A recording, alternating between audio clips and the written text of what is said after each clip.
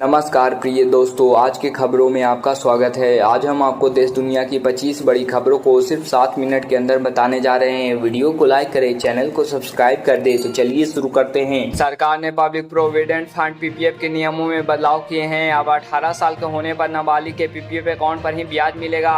NRI के बगैर रेसिडेंटी detail वाले अकाउंट पर ब्याज नहीं मिलेगा और सिर्फ मुख्य के अकाउंट पर ब्याज दर लागू हो जाएगी। ये नियम 1 अक्टूबर से लागू हो जाएंगे।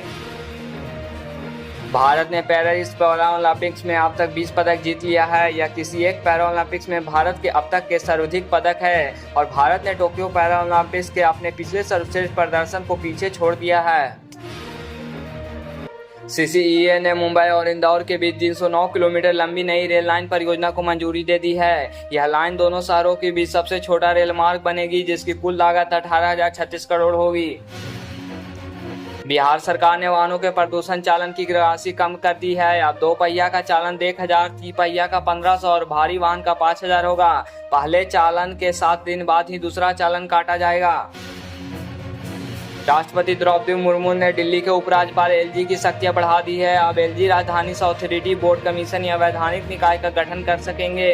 इसके अलावा वे इन सभी बॉडीज में मेंबर की नियुक्ति भी कर सकेंगे। राहुल ने ट्रैकमैन से मुलाकात की। उन्होंने बोले, रेलवे को सुरक्षित रखने वालों के लिए सिस्टम में ना प्रमोशन है ना इमोशन। ट्रैकमैन सबसे ज्यादा उपेक्षित। सैन्य महोत्सव के दूसरे दिन फाइटर प्लेन ने विक्ट्री फॉर्मेशन बनाया। पैराशूट से कमांडो कूदे। जवानों ने गांवों में पीछे आतंकियों को खोजकर मार गिराने का रिहर्सल किया। हेलीकॉप्टर से पल भर में जवान रस्सी के सहारे उतरे। असंगठित क्षेत्र के श्रमिकों के राष्ट्रीय डेटाबेस पोर्टल ई श्रम पर बीते 3 साल में 30 करोड़ श्रमिकों ने रजिस्ट्रेशन कराया है। उत्तर प्रदेश सरकार ने 2.44 लाख राज्यकर्मियों का अगस्त महीने वाला वेतन रोक करने का आदेश करीब 16 घंटे के भीतर ही वापस ले लिया है। प्रदेश सरकार ने अब कर्मचारियों को संपत्ति का ब्यौरा देने के लिए 30 सितंबर तक का समय दिया है। हरियाणा कांग्रेस 66 नाम फाइनल में हो गए। 25 सिटिंग विधायकों की टिकट तय हो गई। शैलजा सुरजेवाला की सीटें रोकी गई। लिस्ट में 7 नए नाम जुड़े। पहलवान विनेश फोगाट और बजरंग पुनिया के हरियाणा विधानसभा चुनाव लड़ने की चर्चा के बीच उन्होंने दिल्ली में राहुल गांधी से मुलाकात की। इससे दोनों के चुनाव लड़ने के संकेत मिल रहे हैं। कर्नाटक सरकार ने डेंगू को महामारी घोषित कर दिया है, क्योंकि राज्य में जनवरी से जुलाई 2024 में इसके 7,362 मामले सामने आए हैं। वहीं कर्नाटक महामारी रोग विनियम 2020 में संशोधन के लिए नए नियम बनाए गए हैं। पाकिस्तान सरकार ने अपने कर्मचारियों पर बिना अनुमति के सोशल मीडिया के इस्तेमाल करने पर प्रतिबंध लगा दिया है।